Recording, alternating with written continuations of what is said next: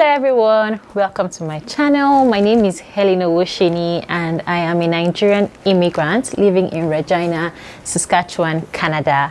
How are you guys doing? Thank you to all of you who watched my previous video and who subscribed and commented. Thank you very much. I do appreciate all the love. So in today's video, we're going to be talking about why I left Nigeria for Canada.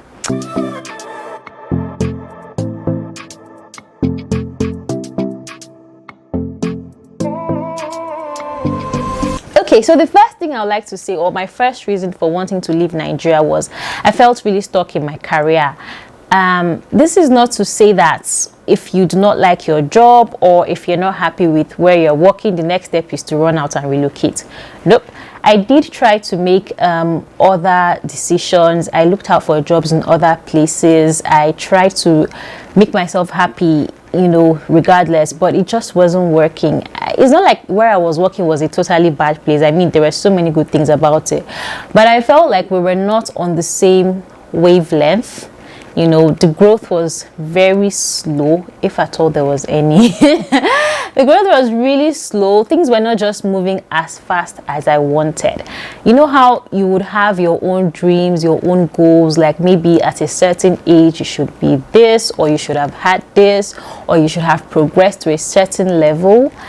None of those things were happening and it was really weighing me down. I just felt like at some point I was just going to work to just get paid. Like I didn't even see that I was adding any real value. Of course, that's because I wasn't feeling fulfilled at the job, right? I didn't feel like I was adding value. I just felt like I was going to job just to add to the number. I wasn't making any significant change that would make me consider. And like I said, my first option was not, okay, since I'm not happy at my job, let me run out of the country.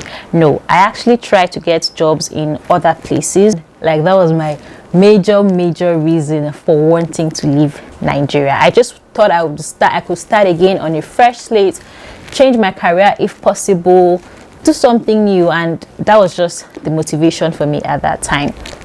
So the second reason why I wanted to leave Nigeria was I wanted to have access to basic amenities. Some basic things are so expensive, they now seem like luxury. Like I remember when I wanted to have my baby in 2018, I went to a hospital. I had a gynecologist, right? I had a gynecologist, like a private gynecologist, and like that.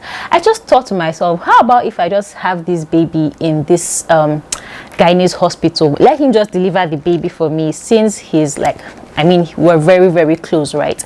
And the hospital that my office HMO was using was not, I wasn't really close to the gynecologist there. So I was like, okay, since this is my personal gynae, let me have the baby here. And then I made some inquiries. How much is it like to deliver a baby? This is 2018, you guys.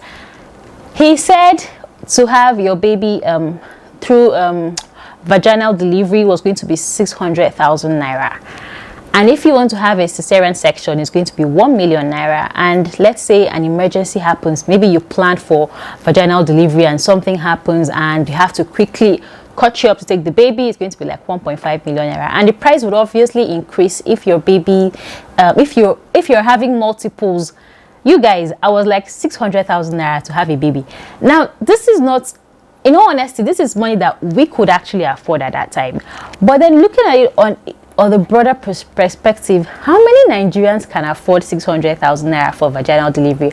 Yes, this was a private hospital. Basic healthcare, it shouldn't have to cost me so much money because I want to see a doctor. And I'm not saying that doctors do not deserve all the money that they get paid. Honestly, I feel like doctors do so much and they deserve everything.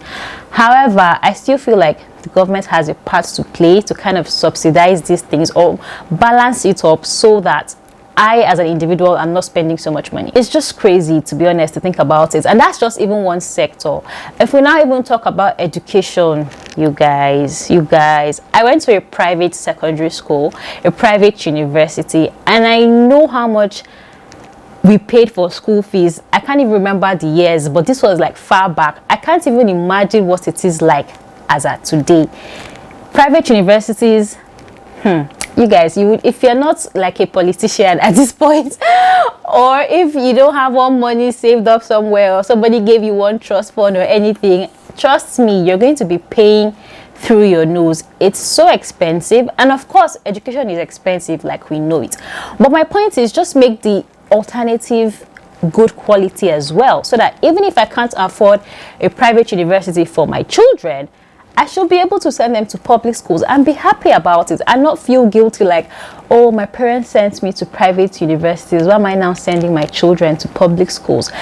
In fact, as we speak, or as at the time I am recording this video, NASU is on strike. Don't even get me started on the whole striking that all these universities come up with. You will find out that a course that's supposed to take you like 4 years, you can end up doing it 6 or 7 years, and then after you now finish, before you not even get a job, story for another day. And then some institutions will now tell you that, oh, fresh graduates, the age limit is 26. And I'm here wondering, first of all, I didn't even enter school when I thought I will enter school. And then I enter school and then I spend 6-7 years doing one course. I go for youth service, struggle to get a job. Of course, I'm getting older, and then the organization tells me, sorry, new graduates, you can't be more than 26. It's ridiculous, honestly. I think I have rambled a lot about these basic amenities, but I could go on and on and on about how basic amenities were not easily accessible, and then even when you wanted them or you were willing to pay for them, you wouldn't get them. And then in cases where you can't even pay for them, they were so expensive, from healthcare to education to food to internet to phone. You see, everything was just on the high side. Okay, so that was another reason that made me reconsider that. How much will I be able to save at the end of the month if I am spending so much on all these amenities? They're not supposed to cost me so much, but I mean, we had to take a decision at that point. Another thing that made us decide to leave Nigeria for Canada was having dual citizenship.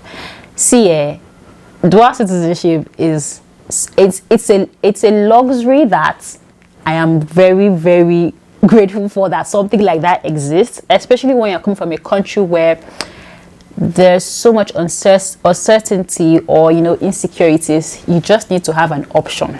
Just let's say something happens and you're not able to, let me just be going to my other country, that kind of thing. Do you even know that most politicians have dual citizenship? Like, they all have another passport. If anything happens, they're good to go. And of course, their kids were born abroad, so what are we talking about? So if they up there know that this is necessary, who am I?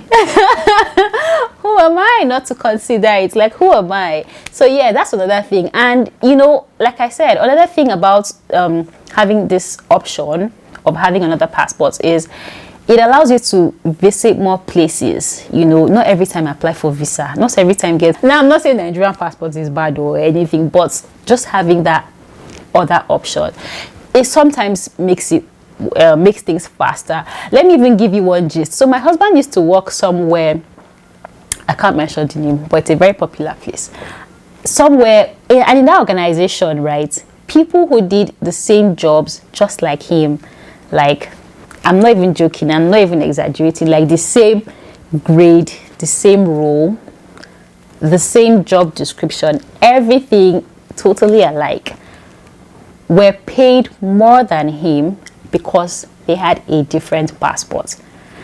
As unbelievable and as crazy and as racist as that sounds, it is true.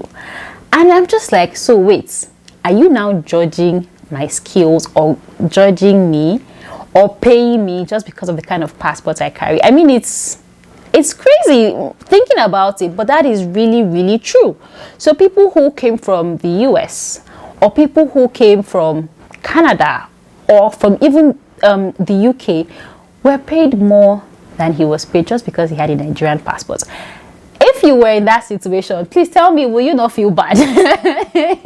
Will you not feel like, no, I can't take this anymore, I have to do something, I have to take a decision, I have to put myself out there? And I mean, money is not everything, but trust me, it can be a motivation sometimes. So basically, these were some of the reasons why we decided to leave Nigeria for Canada. I would also like to hear from you guys. Are you in the relocation process?